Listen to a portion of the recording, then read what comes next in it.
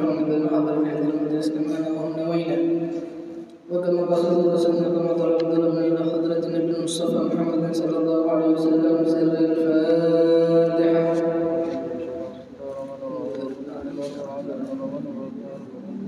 صراط المستقيم صراط الذين أنعمت عليهم غير المغضوب عليهم ولا الضالين. Allah di dunia kita bisa menjadi hamba yang dimuliakan oleh Allah Subhanahu wa Ta'ala. Di dalam kehidupan banyak di antara kita hanya ingin dimuliakan oleh manusia saja, tapi kita tidak memikirkan supaya diri kita dimuliakan oleh Allah Subhanahu wa Ta'ala. Mencari penting yang hendaknya kita jadikan daripada pegangan kita setiap saat. Apa aja? Yang pertama yaitu al-istislam ila Allah, yaitu hendaknya kita pasrah kepada Allah Subhanahu wa Ta'ala. Pasrah kepada Allah bahwa hidup kita ini sudah diatur oleh Allah Subhanahu wa Ta'ala. Waktunya kita bekerja, ya hendaknya kita bekerja. Waktunya ibadah, ya hendaknya kita ibadah.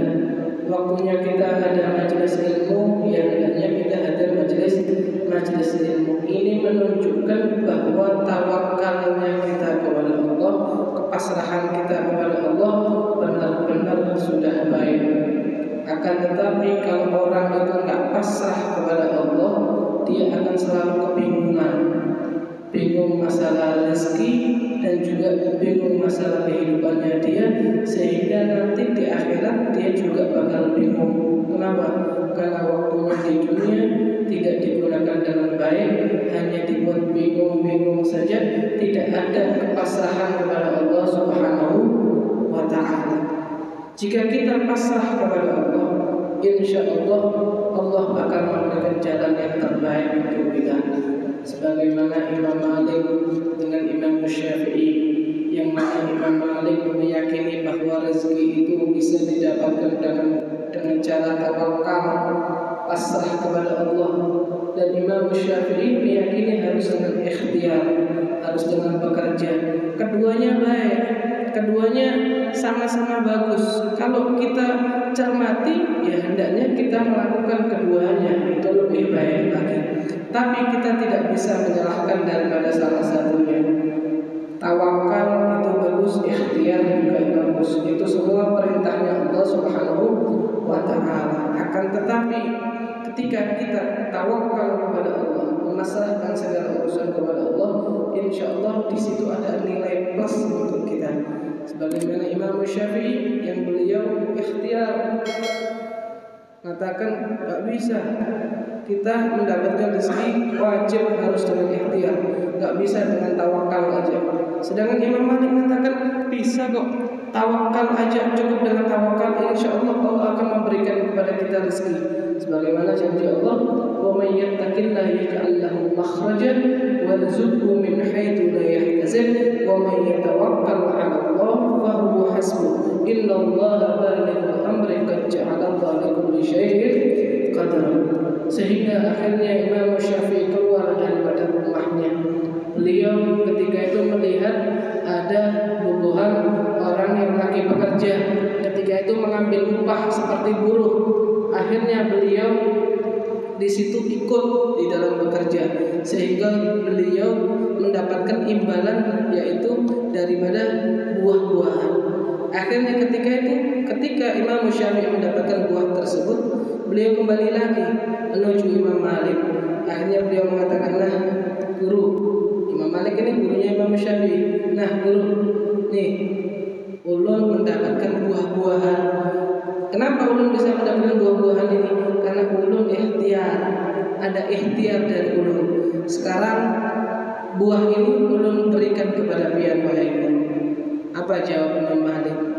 Memang betul kamu telah ikhtiar wahai Imam Syafi'i. Cuman ketahuilah, aku di sini hanya berdiam diri aja. Aku tawakal kepada Allah. dan hingga akhirnya buah ini telah sampai kepadaku dan akan aku nikmati daripada buah ini. Masya Allah. Jadi nggak bisa kita salahkan ya.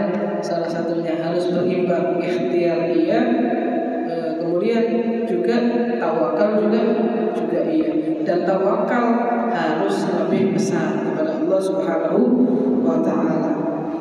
Kemudian yang kedua, yang hendaknya kita buat pegangan hidup kita supaya kita nggak bingung. Jadi kita ada berpingkut anggapannya, ada pegangan di dalam hidup kita, yaitu at-tadarrur ilaih, yaitu kita merasa rendah diri kepada Allah Subhanahu wa Ta'ala. Kalau sudah kita rendah diri, tawadhu orangnya, maka insya Allah rafa'ahullah, Allah akan mengangkat daripada derajat kita.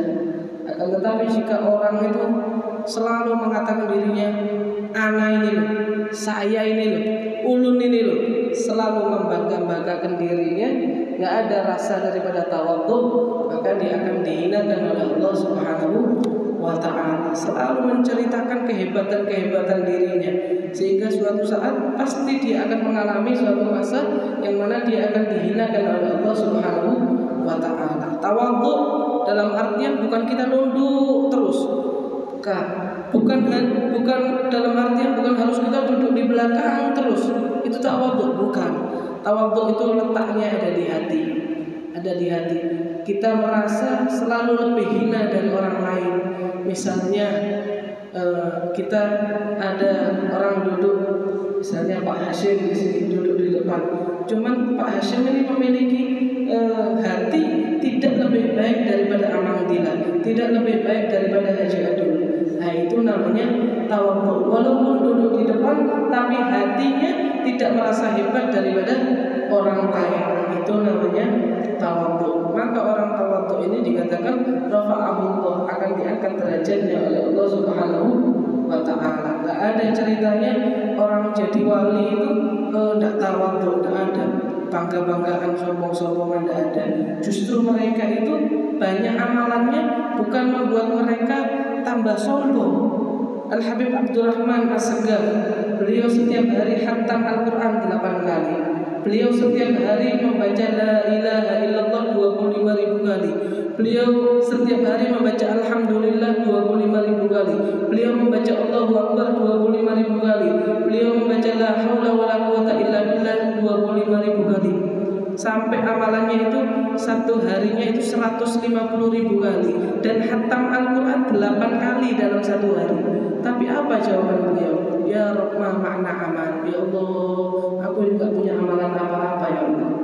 Masih tawadhu, masih takut, merasa rendah diri di hadapan Allah Subhanahu wa Ta'ala. Jika orang sudah dia itu tawadhu di hadapan manusia, maka insya Allah dia juga akan tawadhu di hadapan Allah Subhanahu wa Ta'ala. Akan tetapi jika di hadapan manusia dia sudah merasa yang paling hebat, merasa yang paling unggul, maka sudah pasti dia tidak akan merendahkan diri dia di hadapan Allah Subhanahu wa Ta'ala. Itu yang kedua. Yang ketiga, yang hendaknya kita jadikan daripada pegangan hidup kita, yaitu husnuldzan. Hendaknya kita selalu berprasangka baik. Hendaknya kita selalu berprasangka baik. Apa kata Allah Subhanahu wa Ta'ala di dalam hadis qudsi? Beliau Allah Subhanahu wa Ta'ala mengatakan, ana inda dhanni 'abdi bi. Aku ini menurut prasangka hambaku kepadaku. Jika dia berprasangka baik, maka ya akan aku berikan kebaikan kepada dirinya. Akan tetapi jika dia berprasangka jelek, maka ya juga bakal diberikan kejelekan oleh Allah Subhanahu wa Ta'ala. Misal kita diberikan sakit oleh Allah Subhanahu wa Ta'ala, kita husnudzon kepada Allah. Ya Allah, mungkin ulun dulu ini banyak dosa, ulun banyak salah. Mungkin Allah kepingin mengampuni daripada dosa-dosa ulun, kesalahan-kesalahan ulun, dengan cara Allah memberikan ulun sakit. Sehingga barang siapa dikatakan orang yang dia itu sakit, diberikan sakit oleh Allah, diberikan ujian oleh Allah, dan dia bisa bersabar, maka dikatakan Allah akan menghapus daripada dosa-dosanya dia. Dan apa balasan orang yang sabar? As-sabir wasyakir fil jannah. Orang yang bersyukur dan orang yang bersabar itu tempatnya ada di surganya Allah Subhanahu wa taala. Ini orang husnudzon, dibuat pegangan hidup oleh dirinya. Apapun yang ditakdirkan oleh Allah, dia prasangka baik kepada Allah Subhanahu wa taala. Contoh, dia suatu saat ketika dia di dalam kehidupannya dia melihat ada hujan. Kadang dia protes, wah kok hujan? Ini orang enggak husnudzon kepada Allah Subhanahu wa taala.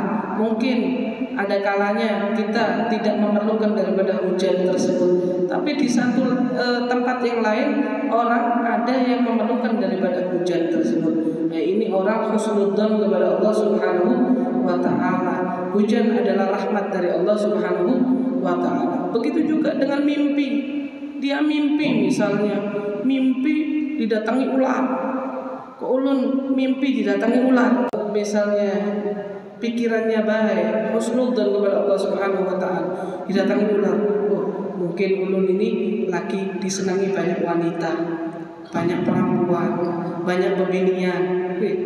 Orang husnudzon, oh, mungkin banyak orang yang senang lawan ulun sekarang ini, makanya lagi mengincar ulun sekarang. Seperti itu.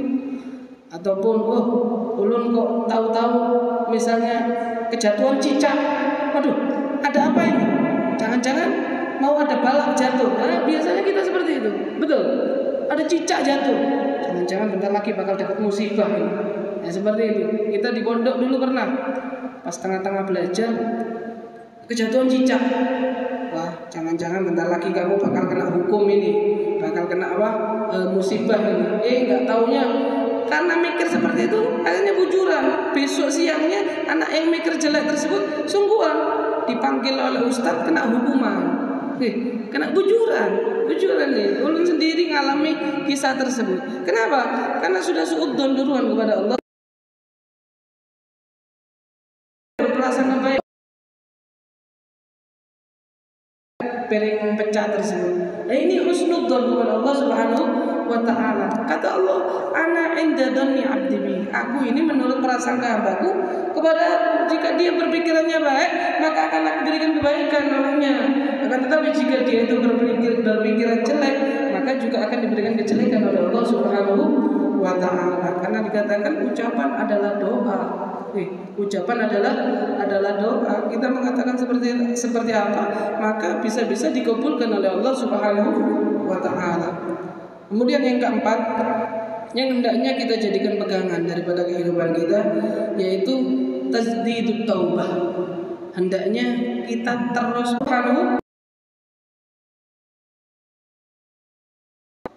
dari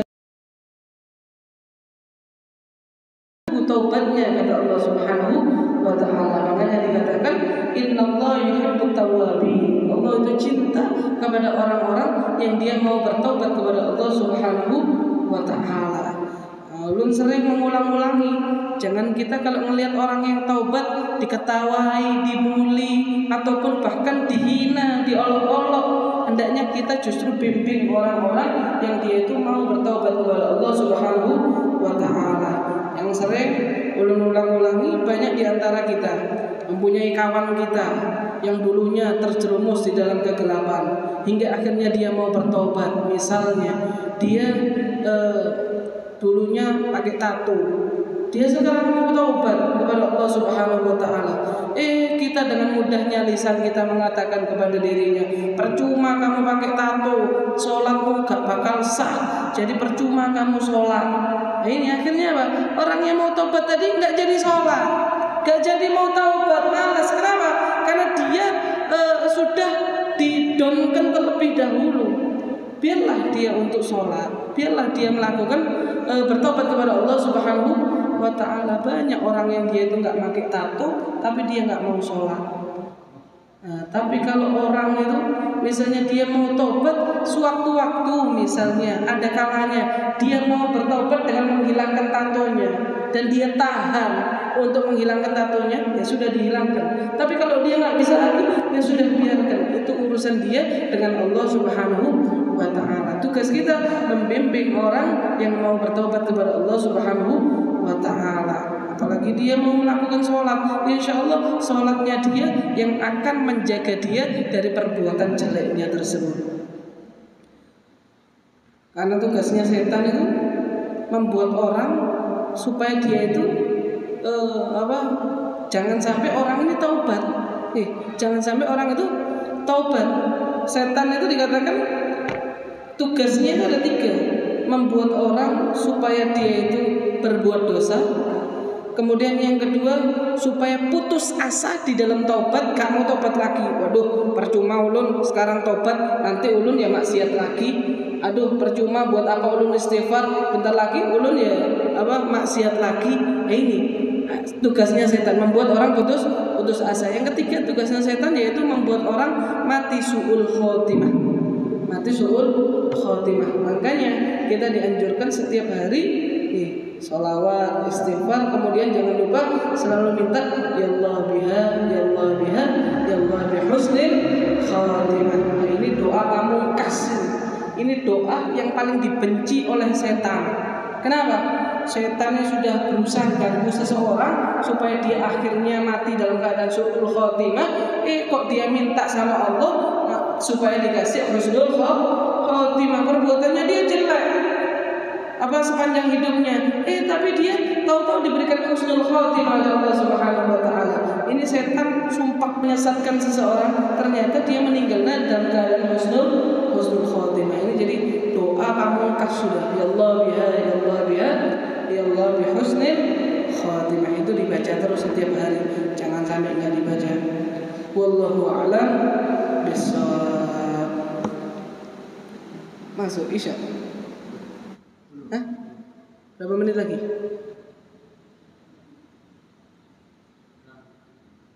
6 menit. Nah, jadi apa aja yang pertama? Yaitu yang kita gunakan untuk berpegangan di dalam kehidupan kita, yaitu al-istislam ilallah, yaitu pasrah kepada Allah Subhanahu wa ta'ala. Kemudian yang kedua, tawadhu. Hendaknya kita memiliki sifat tawadhu. Yang ketiga yaitu husnudzon, selalu berprasangka baik kepada Allah Subhanahu wa ta'ala. Jika pian mengalami hal-hal yang seperti yang ulun jelaskan tadi, pian langsung arahkan mereka untuk berpikiran yang baik. Jangan sampai orang itu terus-menerus dia berprasangka jelek kepada Allah Subhanahu wa ta'ala. Kemudian yang keempat, apa tadi? Hendaknya tajdidut taubah, selalu mengulang-ulang memperbarui taubat kepada Allah Subhanahu wa ta'ala. Kita di dalam hadisnya Rasulullah, dalam mukhtar hadis ada kan hadisnya Rasulullah, jaddidu imanakum akthiru min qawli la ilaha illallah. Perbaharuilah, kata Rasulullah, iman kalian dengan sering-sering mengucapkan la ilaha illallah. Terus tiap hari la ilaha illallah, la ilaha illallah. Al-'adatu idza rasakhat nusikhat. Sebuah kebiasaan jika telah melekat pada seseorang, maka orang itu akan dihukumi seperti itu. Misalnya Pak Hashim senangnya mimpin tahlil, akhirnya Pak Hashim dipanggil Pak Hashim tahlil misalnya. Kenapa? Karena adatnya beliau suka mimpin tahlil misalnya. Jadi kalau kita biasakan diri kita untuk berbuat baik, beramaliyah baik, maka itu akan melekat pada diri antum dan akan memudahkan di dalam akhir hayat antum. Antum membiasakan untuk la ilaha illallah, insya Allah akhir hayatnya akan mudah untuk mengucapkan la ilaha illallah. Tapi kalau tak biasa, di dunia cuman yang ada cuman ngobrol-ngobrol aja, nggak ada bacaan-bacaan yang bisa mengucapkan 100 tahun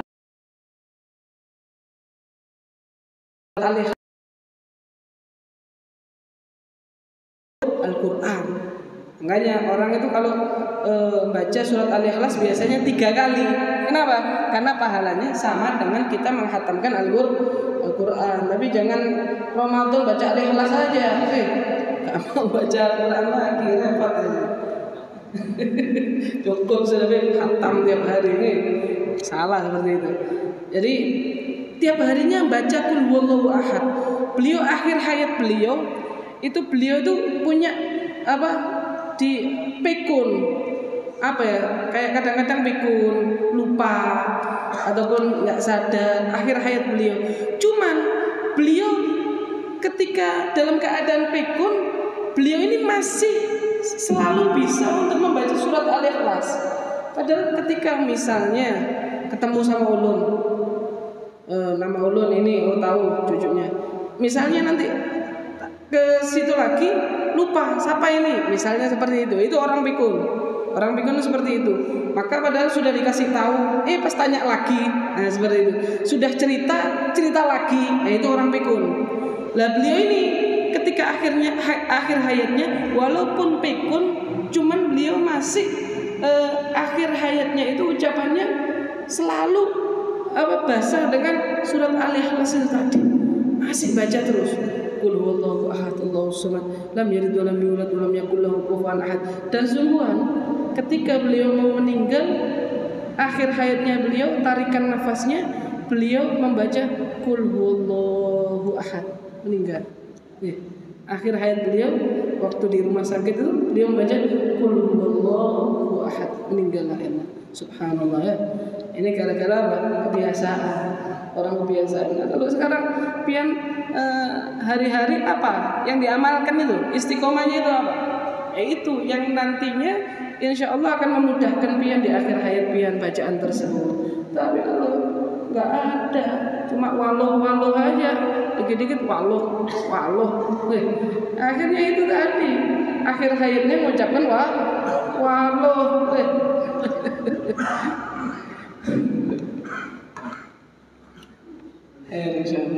Jadi harus ada sesuatu yang dibiasakan. Satu hari pian punya amalan rutin yang pian baca, insya Allah itu akan manfaat untuk akhir hayat pian. Walaupun suatu saat ya jangan sampai orang dikasih pikun ya. Orang itu makanya biasakan pakai siwak. Siwak itu salah satunya mencerdaskan otak dan juga menghindarkan dari penyakit pikun. Nah, itu orang kalau dia itu sering pakai siwak. Wallahu a'lam bishawab. Insyaallah apa yang kita dengarkan bisa bermanfaat dan juga bisa kita amalkan dalam kehidupan kita sehari-hari.